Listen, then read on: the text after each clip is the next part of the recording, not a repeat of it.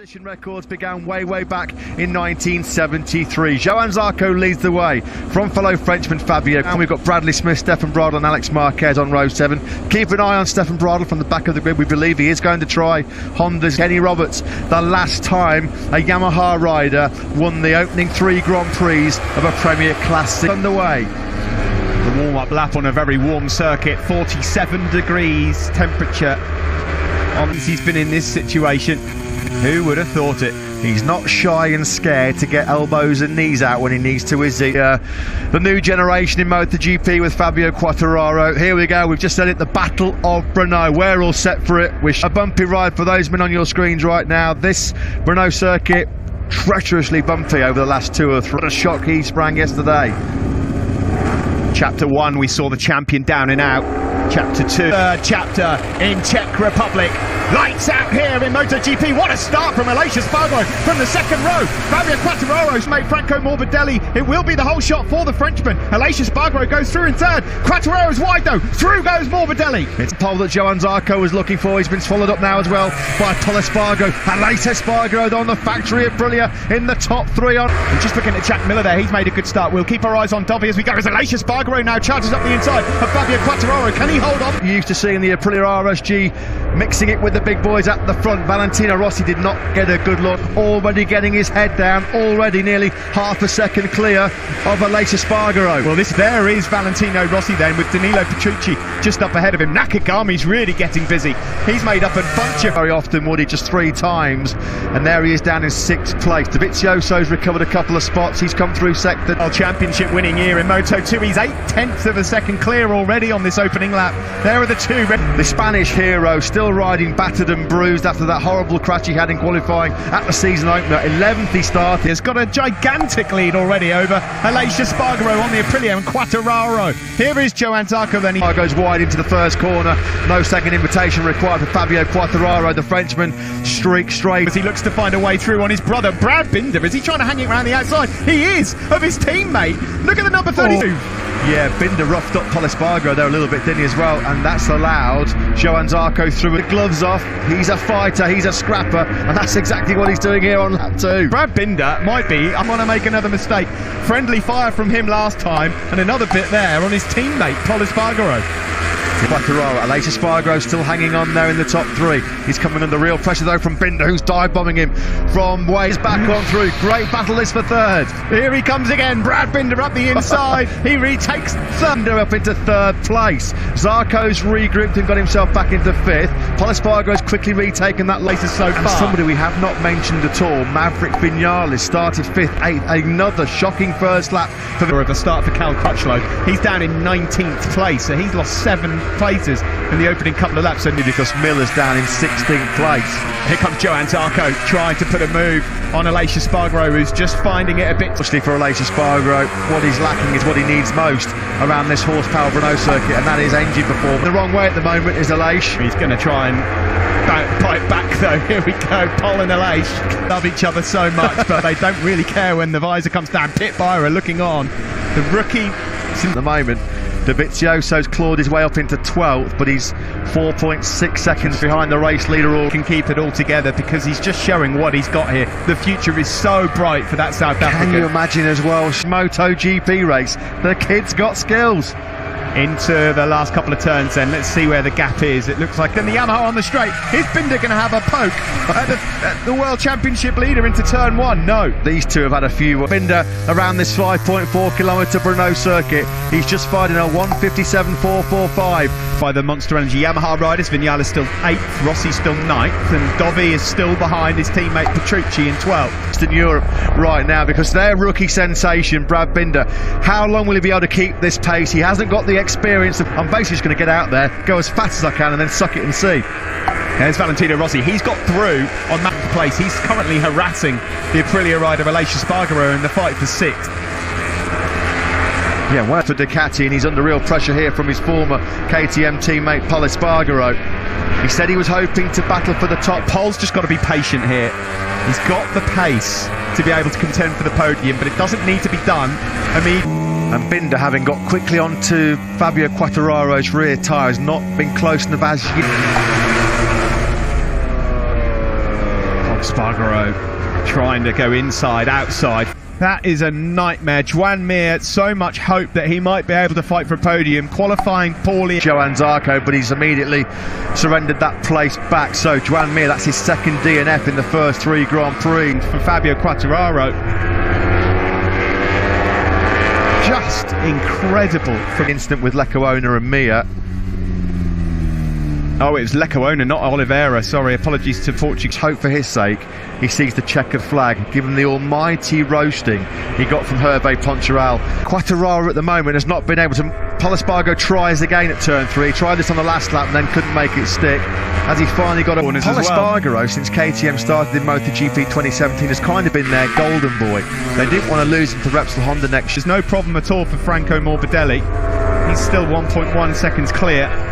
In the background there, will be a bit nervous about what's to come here, because not only is his rookie in third, but Pol Espargaro's closed out. But in a moment, Pit Byra is going to be looking at his men scuffling it out for a podium place on that 2019 Ducati. Yeah, and he's got nothing to worry about. Alex Rins is over 2.7 seconds, still nowhere near 100% fit, and what he's doing on that Suzuki is truly remarkable. Behind his teammate Franco Morbidelli with the 2 hungry Red Bull KTMs behind, because Espargaro is coming, and he's coming fast. He's taking chunks. Rins, outstanding work in 6th. He's got past Aleix Espargaro and he's broken him as well. It's now the turn of Valentino Rossi. It's as big as it's been, 1.4 seconds now. Morbidelli at 58.4, just a fraction of a 3. He is, you know, he's going for it up the inside of the World Championship. He's done it. What a move by Binder.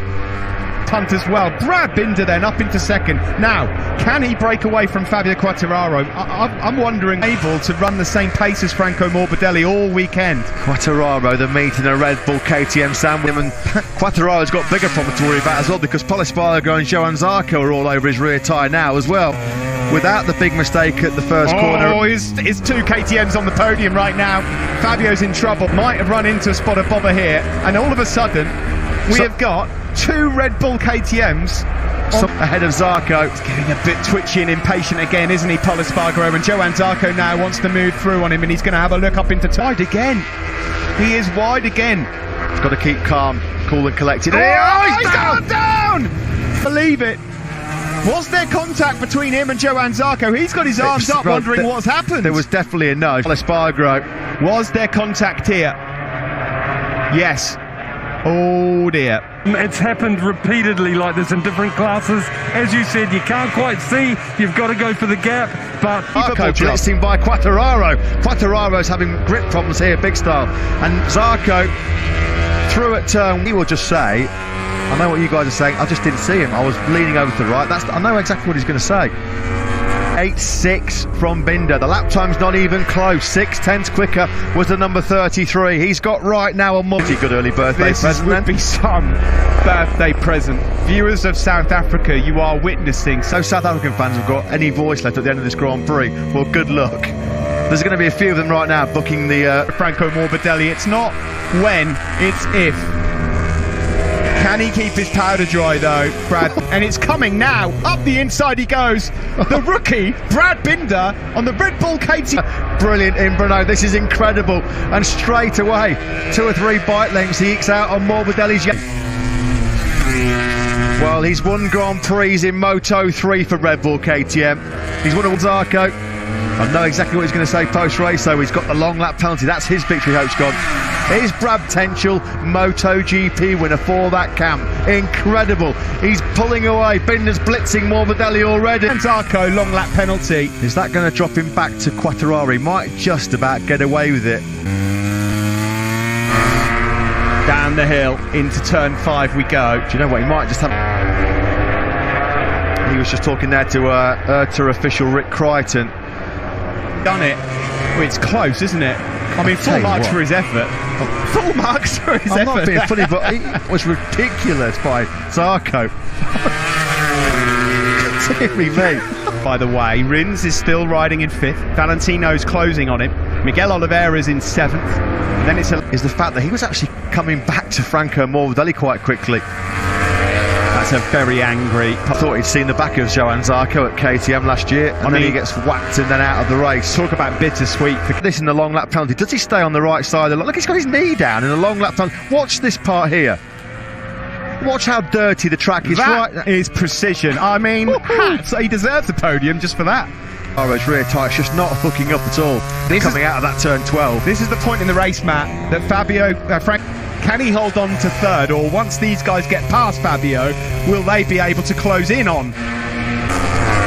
Here we go, here comes Rins up the inside of Fabio Quartararo. He's made it stick, has he? But here comes Fabio. Simon. Guys, I just wanted to say, can you imagine a year ago that we'd be saying a Ceko on an Avintia Ducati potentially getting started? In here goes Rossi through on the World Championship leader. Is just like a sitting duck right now. And he said as well, what they've done this year, both mechanically and electronically, they figured out a way to get it. Is he about to take KTM's first dry MotoGP podium as Miguel Oliveira does eventually make quite light work of Fabio Quartararo? I saw his grip deteriorate and he dropped back into the clutches of Jack Miller and lost the podium really late on. Fast forward, but anything goes here. You can just see Zarco, he's just got no rear grip. I mean, he's barely getting his... Look how quickly Zarco stood that bike up on the fat part of the tyre to try and get some drive grip and traction out of turn number. Surely will go all in because he can smell, he can sniff the podium. That would be the podium of his life, but nothing would take the headlines away from what we could be witnessing here. As a long last lap for Johan Zarco as well, because he's clinging on. Look at Tex guys doing the team. I mean, they've had some... He is about 5 kilometres away from a truly remarkable achievement in MotoGP history. We'll be winning MotoGP races. They've won everything in two wheels, off-road, road racing, and now so comfortable, so easy.